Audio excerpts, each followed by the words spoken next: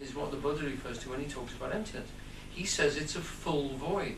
You go into the void, into the emptiness, the sunyata, and it fills itself with big mind, with big heart, with stuff that comes through which is really meaningful.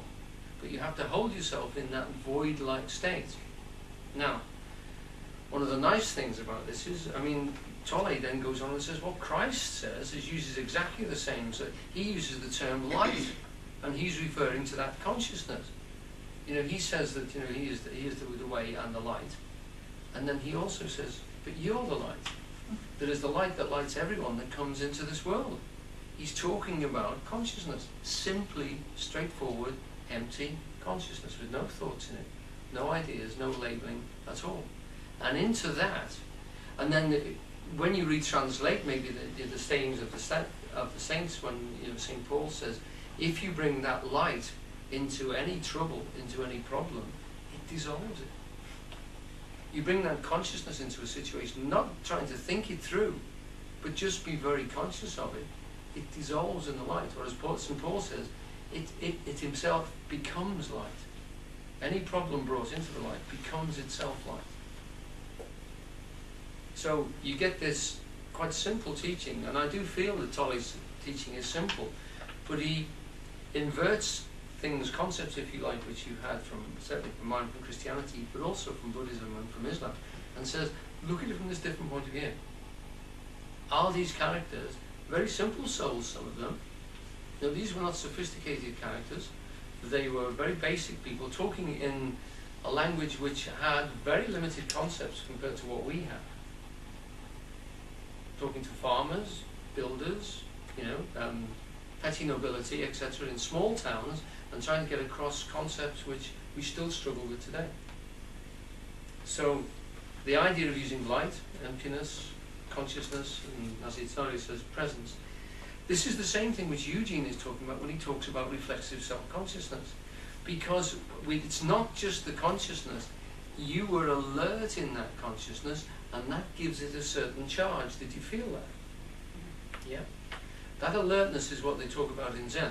It's not just consciousness, it's an alert consciousness which is very aware of itself and yet doesn't get drawn into thought. It's very difficult for us, well certainly very difficult for me as a Westerner of my age group, etc., not to start thinking in virtually every situation that I'm wide awake. I can daydream along and get caught up in forms that repeat themselves, etc., and I can look at nature, but usually it presents me with thoughts and processes, which I will then go off and lose sight of what I was looking at. So the beauty disappears while I try and analyze why it's so good.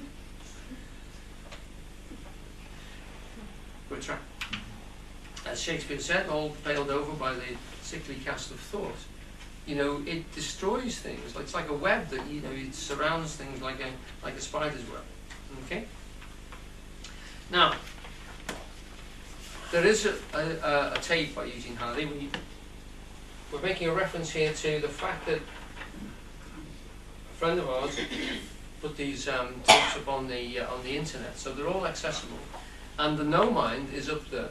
He doesn't talk a great deal about the no mind. He talks more about the mind, and then says why you have to get away from it. But the tape is called the no mind, and if you want to get it freely, you can listen to it. It's on eugenehalliday.org. We're trying to produce a sort of a transcript of it at the moment.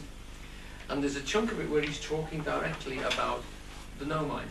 First of all, he defines what the mind is that he's talking about, and then he talks about the no mind, which is beyond it. And coming up is a quote from Eugene Halliday from the no mind, and I've taken, instead of putting the lines from transcripts, etc., I've assumed that we're now 21st century people, and you'll be listening to MP3s and things like that, so I put the minutes that he actually says it.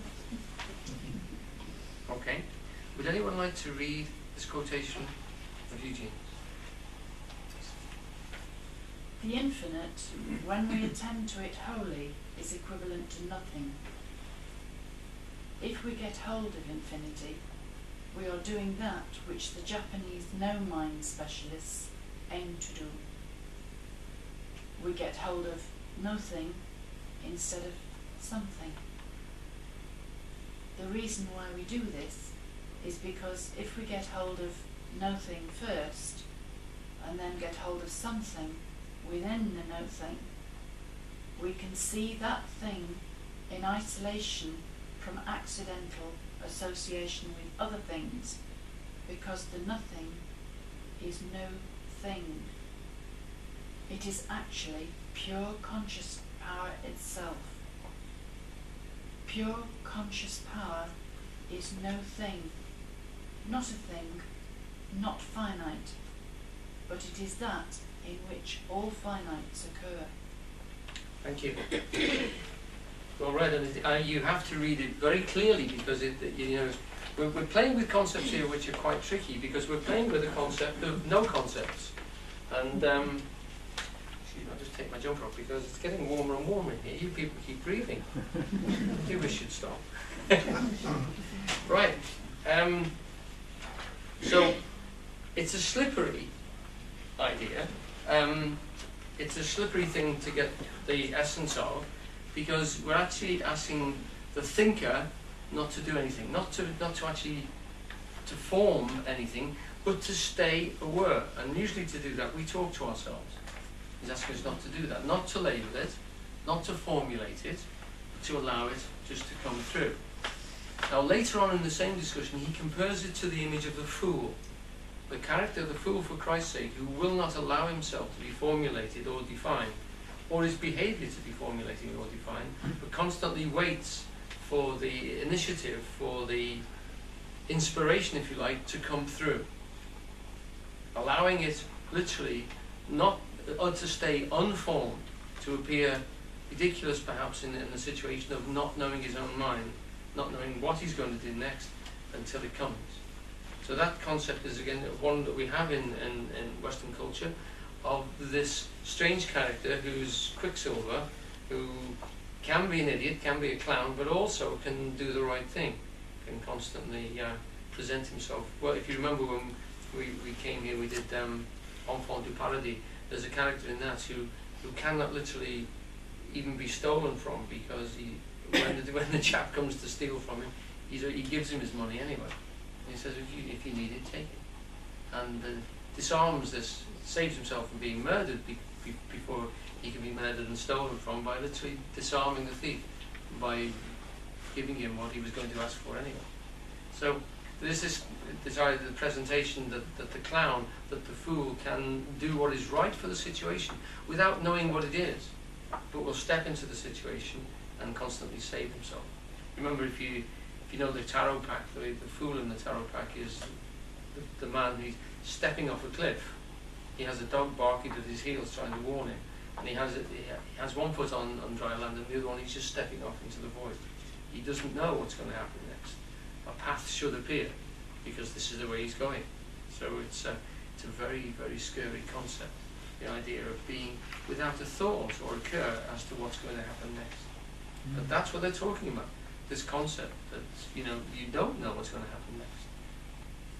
And Tolle says it's actually a very saving state of mind to actually say, well, I don't know what's going to happen next. How could I possibly? It's a big universe, it's doing all sorts of things. Who knows what it's going to do next?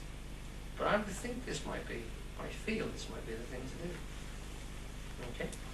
Now, the next one. I mentioned this book, The Zen Doctrine of No Mind. This is by Suzuki, okay? Translator of the Zen, and particularly the Zen Doctrine of No Mind in the West. This guy was born in about 1870, I think. Lived till 66. Given his moment on the Allen Key where he can actually become a celebrity. It is in later life. A scholar, said to be enlightened, actually came to the West and translated most of the Sanskrit, Japanese and Chinese methods of meditation, and discussed them with Westerners, notably Christmas Humphreys, and introduced Buddhism very powerfully into the West, because he was a scholar and he could meet them on their own intellectual ground, analyse Christianity very